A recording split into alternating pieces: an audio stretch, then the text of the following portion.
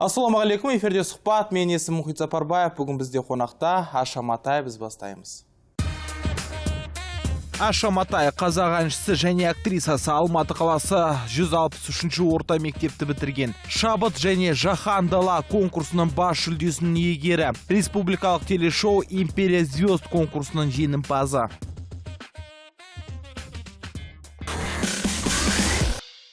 Аша ханым, қош келдіңіз студиямызға. Сәлем Мұхит, рахмет. Көп күттік сізді. Мен де көп күттім шақыртуды. Келдім.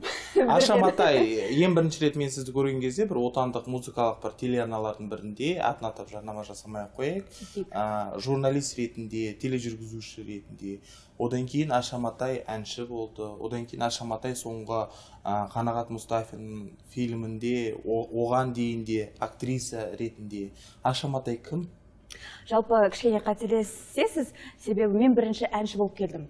Жалпы эстрадаға келдім, жалпы өнерге келдім, теледидарға келдім деген сияқты бірнеше бейнеклиптерім бар, әндерім бар, 15-20 әнге жоқ. Және әншілікті кішкентай кезімнен армандадым. Караоке менің жан досым, құрбым болды десем қателеспеспін, өтірік айтпаймын. Сондықтан әнші болып келдім, армандап келдім, ол менің хоббиім болатын. Сонан соң шақырту алдым телеарнадан, музыкалық телеарнадан виджей болуға, яғни тележүргізуші. Қорықтым басында, қалай болады екен, мен енді жүргізе алмаймын ғой, не деп сөйлеймін, халықпен не жайында тілдесем деген сияқты. Сонан соң интерактивті бағдарлама жүргіздім. Сөйтіп журналист болып кеттім. Сонан соң киноларға шақыртуларды, ұсыныстары болды. Оның бәрін білеміз. Аша Матай өзін қай рөлде? Тележүргізуші. Әнші емес, актриса емес. Актриса емес, тележүргізуші. Құдайға шүкір, магистратураны бітірдім. Қазақ ұлттық университетінде магистрлік дипломым бар. Сондықтан қазіргі таңда мен журналистпін. Бірақ менің тағда басқа салаларда да анда-санда болып тұратыным біраз. Өзіңіз айтып кеткендей, жақын арада Қанағат Мұстафиннің киносы 16 қыз, және қазіргі таңда менің күйеуіммен, Арман Қоңырмен отбасылық дуэт болдық. Әншілігіне кішкене оралдым. Қайтып оралдыңыздар. Әншілік өнер демекші. Енді осы интернет деген жақсы бір дүние пайда болды ғой 21-ші ғасырда. Сол жерде енді көп сізді жерден алып жерге салып жатады осы. Дауысы жоқ дейді, тағысы тағы.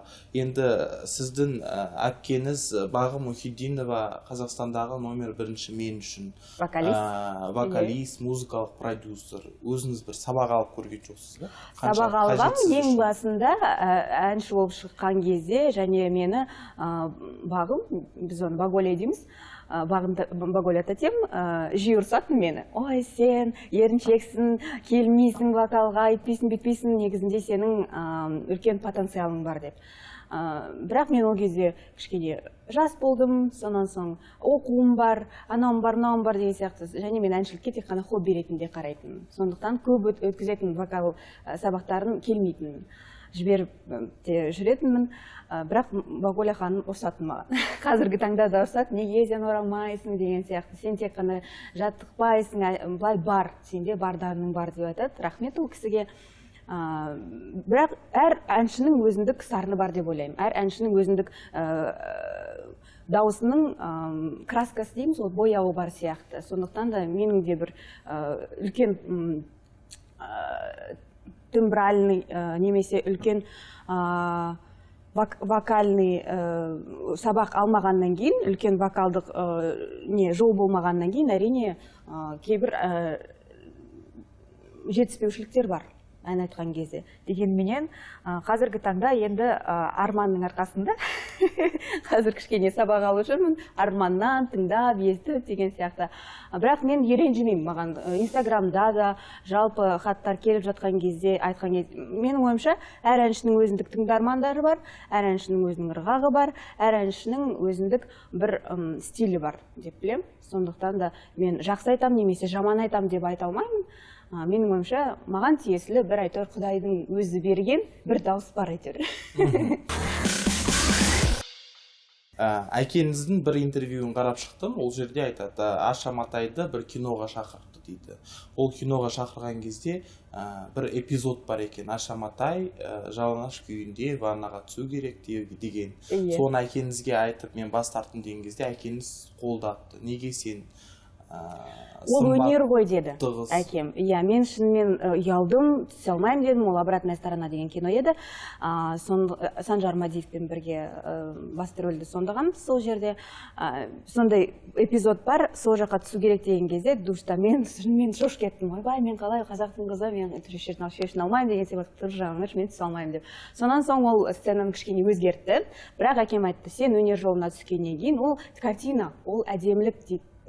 Сен өзіңді ят болады, анау болады, мынау болады деп ойлама, біз саған сенеміз, жалпы онда тұрған ештеңе жоқ, бұл өнер деп қараймыз деп, бағалаймыз деп айтты да. Жалпы отбасыларыңызда Европаға қатты еліктейтін сияқтысыздар. Олай емес, неге десеңіздер, біз қазақтың салтын, қазақтың салт дәстүрлерін өте қатты ұстанамыз, үйде қазақ тілінде сөйлесеміз. Кейбір кездер енді анам орысша оқыған, сондықтан анамызбен орысша сөйлесеміз, бірақ жалпы үйімізде қазақи тәрбие. Сондықтан бірақ анам да әкем де осы 21 ғасырдың адамдары. Сондықтан да өнерге қатысты ол адамдар түсінеді. Екі жақтан да, әкем жағынан да, анам жағынан да өнерлі адамдар бар, өнерге қатысты. Сондықтан да олар түсінеді. Жалпы сен әдемісің, сен таланттысың, дарындысың деп айта береді да маған әкешем. Сондықтан сенің басың бар, біз саған сенеміз деп. Playboy журналына Аша Матайға Қазақстаннан тұңғыш рет түсіреміз, сізді ғана деп сізге келіп тұрса. Жоқ, ол тіптен шектен тыс және ойға қонымсыз нәрсе. Себебі менің ойымша тыр жалаңаш түсу ол әрине ұят нәрсе. Сондықтан мен оған мүлдем қарсымын. Ондай плейбойға түсіп жатқан қыздарды да түсінбеймін, шыны керек. Мен ойымша, әрине, ол қыздардың өзіндік бір идеясы бар шығар, мен түсем, неге десеңіздер, себебі мынандай деген сияқты. Мен әдемімін, менің сыр сымбатым тамаша, ел көрсін деген сияқты. Бірақ мен оған мүлдем қарсымын. Иә, кинода ойнауға болады, бірақ түр жалаңаш емес. Иә, кинода білмеймін, бір махаббат немесе басқа бір сценаларға, мысалға мен қарсылығым жоқ, бірақ дегенмен ол шек болу керек та, әр жасалған жұмыста шек болу керек деп ойлаймын. Шектен шық болу керек. Той алдында үнді стилінде керемет құрбыларыңыз жинап, жақсы бір мереке болды. Иә. Маған ұнады. Өте бір көңілді, бір қызықты болған сияқты. Иә, бірақ үлкен мен көрген суреттерге қарағанда бір жақсы, сіз үшін бір жақсы керемет кеш болды. Бірақ одан кейін ұлт жанашырлары сізді жерден алып жерге салды, соққыға жықты, айтты, бұл қазаққа тән емес деп. Енді неге сізді соншалықты дұрыс қабылдамайды деп ойлайсыз? Инстаграмыңызға қарасам, сізді оқитын адамдардың саны 1 миллионнан асып кетіпті. Бірақ соған қарамастан астында енді бір дұрыс емес пікірлер де өте көп. Көп, иә, мен оларға ешқандай қарсылығым жоқ. Әр адам өзінің ойын айтуға тиесілі. Өшіріп отырмайсыз ба? Сіздің әпкеңіз Баян Есентаева айтады, мен кейде өшіріп отырам, маған қатты бір намысыма тиген сәттерін. Мен жарнаманы өшірем. Ол, иә, ол бар. Бірақ маған қатысты сөздер жаза берсін, жазғанда мен өшірмеймін. Егер де менің жақындарыма, менің достарыма, менің ата-анама, егер де арманға біреу тиісіп жатса, әрине оны блокқа салам және өшіремін. Себебі ол тек қана маған емес, менің жақындарыма бір жаман сөздер жазылған, ол менің жүрегіме қатты тиеді. Ал мен туралы жазса, жаза берсін. Әр адамның ойына, жалпы ең бірінші әр айтқан ауызға қақпа бола алмайсың дейді. Және әр айтқан ойға, менің ойымша, сен өз ойыңды сала алмайсың, себебі әр адамның өзінің басы бар. Менің ойымша, біз танымал болғаннан кейін сондай болады, енді ол біздің жұмысымыз. Біз де идеал емеспіз, дегенмен идеалдыққа біздер кішкене бағыттанамыз. ондайды армандаймыз. Дегенмен біз пенде болғаннан кейін, адам болғаннан кейін кейбір кезде қателесіп жатамыз. Бірақ менің ойымша ол менің девишнигім, яғни үнді стиліндегі өткен оған жатпайтын секілді, себебі ол менің ғана күнім болатын, өзіме жеке. Иә, мен тек қана Инстаграм желісіндегі отыратын достарыммен бөлістім осындай қуанышыммен. Ол мен насихаттап жатқан жоқпын ғой, үнді стилінде бәріміз киінейік, үнді стилінде бәріміз жүрейік, немесе Үндістанға барайық деген сияқты. Ол тек қана менің жеке меншік мерекем болды. Сондықтан мен мысалға үнді киноларын қатты ұнатамын. Сондықтан сондай болсын деп шештім. Бәріміз көріп өскен дейсіз ғой. Иә, бәріміз көріп өскен, жылап өскен. Инстаграм деп айтып жатырсыз, жарнама деп айтып жатырсыз. Енді астына, суреттердің астына өзінің жарнамасын салса, өшіріп тастайын деп жатырсыз. Бірақ өзіңіз де жиі жарнамаларды жасап отырасыз, иә? Киімі, тағысы тағы. Қанша қаражат табасыз? Киім табасыз? деген сияқты. Қанша қаражат табасыз? Қаражат табам деп айта алмаймын. Олар мысалға маған ұсыныс жасаған кезде, осындай ашыматай жарнама жасай аласыз ба деген сияқты, мен олардан қоламақы алмаймын. Дегенменен мен олардан сол продукцияны аламын. Көрейін деп, ең бірінші көрейін, немесе ол киім болса киім, шай болса шай деген сияқты. Ол шынымен жақсы ма, жарнамалауға болатын зат па деген сияқты. Содан кейін өзімнің Инстаграмдағы отыратын достарыммен бөлсем. Иә, шынымен мына көйлек әдемі екен, тігісі жақсы екен деген сияқты киюге болады. Немесе мынау шай жақсы екен, ішуге болады, ешқандай зиян келтірмейді денсаулыққа деген сияқты. Сондай өзімнің достарыммен бөлісіп отырамын. Мен сондай жарнамада өзіме қаражат табамын деген ой жоқ. Біздің көрермендеріміз енді бір бизнесмендер болса, жақсы продукция болса, онда хабарласыңыздар. Хабарласыңыздар, Аша-Матай тегін жарнама жасайды сіздерге.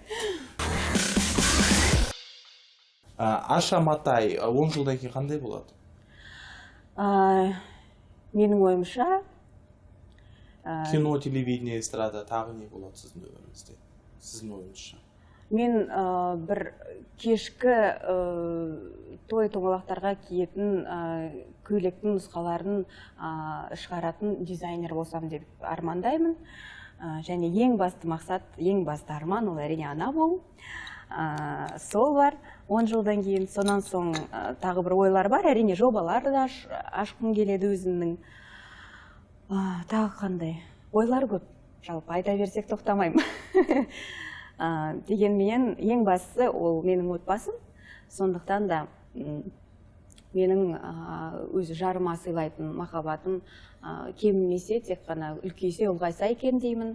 Оның маған деген махаббаты, және көп балалы болсақ екен деп арман. Не нәрседен қорқасыз? Жалғыздықтан қорқам. Өте қатты қорқам. Неге десеңіз, мен өмір бақи ата-анаммен бірге тұрғам, үлкен ағам бар, Айдар есімі, Асылжан інім бар, өмір бақи солармен тұрғам, құрбыларым көп, достарым көп. Құдайға шүкір, қазір біз Арман екеуміз жалғыз тұрмаймыз, ата-енеммен бірге тұрам, мама папамызбен. Сондықтан мен жалғыз қалсам, мен өз-өзімді, өмірімді елестете алмаймын. Және қараңғыдан қорқам. Шымкентте келін болдыңыз, бізге оңтүстік Қазақстан облысының келінісіз. Аша-Матай, келін Аша-Матай қандай? Сәлем салады ма? Қаншалықты ізетті, қаншалықты инабатты, отбасында? Өз-өзімді мақтамай қояйын деп. Бірақ үй жұмыстарын атқарам. Үй жұмыстарын жасайым, етенді де жуам, тамақты да дайындаймын, үйді ретке келтірем. Сонымен қатар папа мамамызды күтіп, шай берем деген сияқты. Әр жұма сайын жет-желпекті дайындауға тырысам, бірақ кейбір кездері болмай қалып жатады. Дегенмен уақыттың тығыздығына деп жатамыз, кейбір кездері үй шаруасына өкінішке орай қол жетпей жатады. Ол кезде Құдайға шүкір анам көмектеседі. Сол енді сөйтіп тұрып жатырмыз. Сәлемге қалайсыз? Сәлемге жақсымын. Үйде достар, яғни ата-анамыздың достары, біздің туысқандар келіп жатса, әрине сәлем салуға әрдайым дайынмын. Дегенмен үйде күнде сәлем салам деп айта алмаймын, өтірік айтпай қойын. Әкемнің айтуы бойынша 2 аптадан кейін әкем айтты, сәлем салмай қой, сен өзіміздің қызымызсың деп. Оған дейін әр таң атқан кезде мен сәлем салатын. Қазір сәлем салмаймын, бірақ көпке дейін көріспей қалсақ, мысалға папа мамамызбен, сонда сәлем салуға тура келеді, себебі мен оларға өзімнің оларға деген қалай айтсам, сағынышымды білдіремін ол арқылы, өзімнің сыйластығымды білдіремін ол арқылы. Менің ойымша, онда тұрған ештеңе жоқ сияқты. Тек қана ол жақсы. Бүгінде жастар кітап оқымайды, Өкінішке орай. Өкінішке орай. Аша Матайдың соңғы оқыған кітабы қандай? Қатты оқимын деп айта алмаймын менде. Дегенмен журнал, газеттерге өте көп көңіл бөлем. Менің ойымша ол дұрыс секілді, себебі қазіргі таңда ол проблема негізінде. Қазіргі жастар өкінішке орай тек телефондарына жабысып алады. Сол жердегі Нұр KZ-ті оқыса оқиды, оқымаса оқымайды деген сияқты. Бірақ менің ойымша ол газет, журнал немесе кітаптың өзіндік бір магиясы болатын сияқты. Және ол жерден алатынымыз көп, ол жерден оқитынымыз көп, тоқитынымыз көп деген сияқты. Менің ойымша, сол уақытқа оралса деген бұрынғы уақытқа менің әкем мен менің анам мысалға Арманның әке шешесі көп оқиды, көп тоқиды. Соған қарап бізде әйтеуір Арман екеуміз тырысып бізде тұрмыштап әйтеуір оқимыз. Бірақ соңғы оқыған кітабым қандай десем қазір ұмытып тұрмын. Бірақ газет, журналдарды жиі өзіміз сатып алып оқимыз Арман екеуміз. Қазақша болсын, орысша болсын, жарлабай ақ қойын, қандай екенін, бірақ оқимыз. Менің ойымша дұрыс сияқты. Жастарға айтатыным сол. Газет, журнал оқыңыздар, кітап оқыңыздар. Осыдан 2 ай бұрын шетелге барған кезде Стамбулдың Ататүрік әуежайында мен мынау нәрсені бақыладым. Отырған адамдардың 99%-ы зомби сияқты телефондарын қарап отыр. Қаншалық тәуелділік сізде бар бүгінде? Менде де бар, өкінішке орай, ол қазіргі таңда ауру, дерт. Бірақ оянбастан телефон қараймыз, азаннан кешке дейін телефон қараймыз, тамақ дайындап жатып телефон қараймын, телефон қарамасам, Инстаграм қарамасам, онда сол телефондағы киноларды қараймын деген сияқты. Немесе WhatsApp'та отырамыз, достарымызбен жазысып. Ол жақсы деп ойламаймын, себебі ол ең басты радиация, екіншіден ол көп уақытты алады, көп миды шаршатады, көзді ауыртады. Қазіргі таңда көзілдірік киетін адамдар көбейіп кетті, өкінішке орай жастар көбейіп кетті. Оның барлығы әрине сол телефонның кесірінен. Менің ойымша, қазіргі таңда біз енді балалы болғаннан кейін кішкене балаға көңіл аударып, телефонды алшақ ұстаймыз ба деген ой бар. Дегенменен қазір бірақ одан үзілмеді телефоннан қолымыз, бірақ ол ой бар. Өкініштақ дегенменен қазір смартфонсыз өмірді біз елестете алмайтын болыппыз. Біздің бағдарламамызға эксклюзивті ақпарат беріңізші, Аша. Енді интернетте өте көп алып қашпаңдар, Аша Матайдың аяғы ауыр дейді. Енді не деп айтайын, біздер әрине қуаныштымыз, біздерге Алла тағала осындай үлкен қуаныш, бақыт сыйласа. Бірақ менің ойымша ол барлығы алды, және біз ата-ана болғанда, менің аяғым ауыр болғанда, біз ең бірінші жақындарымыздан бастайтын шығармыз, осындай мәселе болды деген сияқты. Содан кейін біз халқымызға жеткіземіз. Себебі бізді жақсы көретін адамдар бар, халық бар, жалпы оқырман тыңдармандарымыз бар, және жақсы көрмейтіндер бар. Сондықтан менің ойымша, біз өнер адам болғаннан кейін барлық қызықтарды айта берудің қажеті жоқ сияқты. Өнер жайында айтуымыз керек, бірақ жеке өмір болып қалу керек сияқты. Көз тиеді деген ұғымға сенесіз бе? Әрине, мен қазақ болғаннан кейін күліп айтады ғой барлығы, қазақтарда 2 ауру бар деп. Немесе тұмауратып қалды, суық тиіп қалды, немесе көз тиіп қалды деген сияқты. Мен оған сенемін, шынайы солай секілді. Сондықтан көзден сақтанамыз. Әрине, ең бастысы біз болашақта баламызды сондай бір теледидарға шығарамыз деген ой жоқ. Біздер кішкене сақтаймыз ба деп отырмыз. Екеуміздің өміріміз, себебі Арман екеуміздің өміріміз алақандағыдай көрініп тұр барлығына. Біздің тойымыз қалай өтті, әр күніміз қалай өтуде деген сияқты. Біз өзімізді жасырмаймыз, бірақ баламызды кішкене сондай бір тықпаштаймыз деп ойлаймыз. Пиарға қалай қарайсыз жалпы? Жақсы, Аша Матай мен Арман Қоңырдың жақсы пиарщик екендігін дәлелдеп бердіңіздер, соның үшін жақсы. Ол рас. Пиар жақсы болған сияқты менің ойымша. Жалпы маған да, Арманға да, Мистериумс тобына, Аша Матайға пиар керек емес сияқты, бірақ мен пиарға жақсы қараймын. Пиар арқылы бізді таныды, пиар арқылы мен Аша Матай болдым. Әрине, оның барлығы еңбектің арқасы және пиардың арқасы. Не жасауға дайынсыз пиар үшін? Пиар үшін мен бір ойға келмейтін, тікке тұрмайтын нәрселерді жасауға барам деп айта алмаймын. Себебі қазіргі 21 ғасырда бүгінгі күнге менің пиарым жеткілікті. Сондықтан қазіргі таңда біздер көп интервьюлардан бас тартамыз, көп кездесулерден бас тартып жатамыз. Себебі кейбір кездер ойлаймыз да, біз көп болып кеткен сияқты, осы біздер арнадан да көрсетеді, радиодан да айтып жатырмыз, газет журналдарда да айтып арманмен аша жүр деп. Содан кейін біздер өзіміз халқымызды шаршатып аламыз ба деп қорқамыз. Танымалдылық уақытша екендігін сезесіз бе? Әрине оны түсінемін. Әр адам түсіну керек, өнер адамы. Біз өмір бақи танымал болуымыз фантазия жоқ мүмкін қой емес. сіздерде? Бізді өмір бойы осылай қазіргідей танып, балахана салып өтеді қазақ халқы деген фантазия жоқ. Ең бастысы адам өмір бақи тұра алмайды бұл өмірде. Ең бастысы. Екіншіден, біздер үнемі әдемі, үнемі жас бола алмаймыз ғой. Ол өмірдің әрине талабы, өмірдің өзіндік заңдылығы. Сондықтан және өмір бақи халыққа қызық болу да мүмкін емес. Заманға сай болу керек әрине. Дегенменен біз күшпенен халықты өзімізге бағындыра алмаймыз. Күшпенен халықты өзімізге ғашық қылдыра алмаймыз. Сондықтан біздер әрине тырысамыз. Ең бастысы біз өзіміздің өнерімізбен халыққа танымал болу, немесе халықтың махаббатын жаулауға, халықтың жүректеріне жол табуға. Бірақ енді оның барлығын халық те шешеді ғой. Сондықтан біз өмір бақи танымал боламыз деп айта алмаймын. Ол әрине шоу-бизнес болмаса, телевидение болмаса, кино болмаса, Аша Матайдың қолынан не келеді жалпы? Менің қолымнан көп нәрсе келеді деп айта алмаймын. Бірақ өнерлі адам барлық жақтарда өнерлі деп жатады ғой. Менің ойымша мен тоқи аламын. Мен үй жұмыстарына жақсымын. Кейбір кездері арманға айтып қоямын, қалай дәмді жасадым ба тағамды, мен мысалға повар болсам қалай болар еді деген. Сөйтіп арман айтады, сен жақсы жерлерде істейтін едің деп.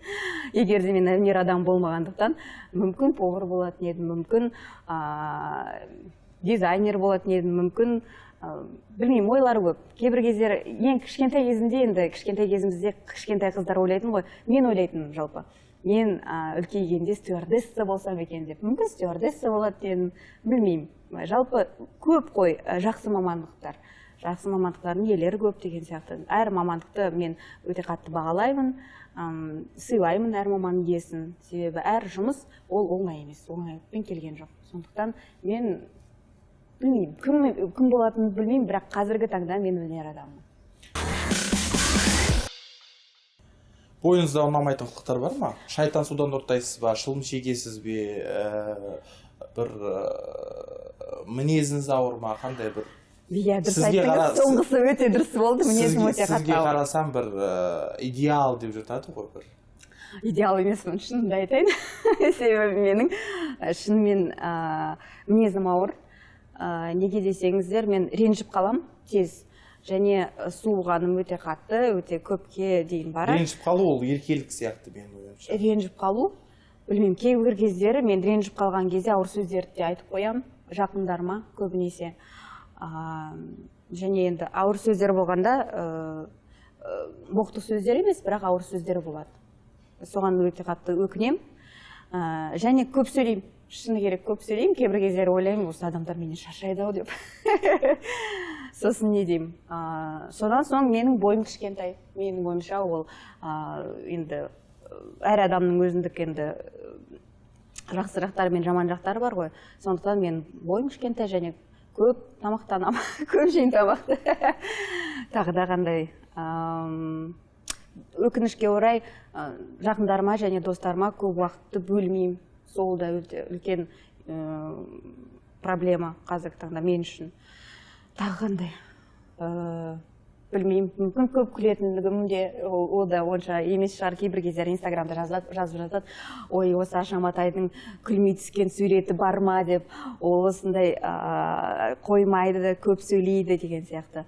Енді әр адамның өзіндік бір мінез құлқы бар. Иә, сондай бір. Мүмкін жақсы шығар, мүмкін жаман шығар, оның барлығы әрине халықтың шешімі ғой.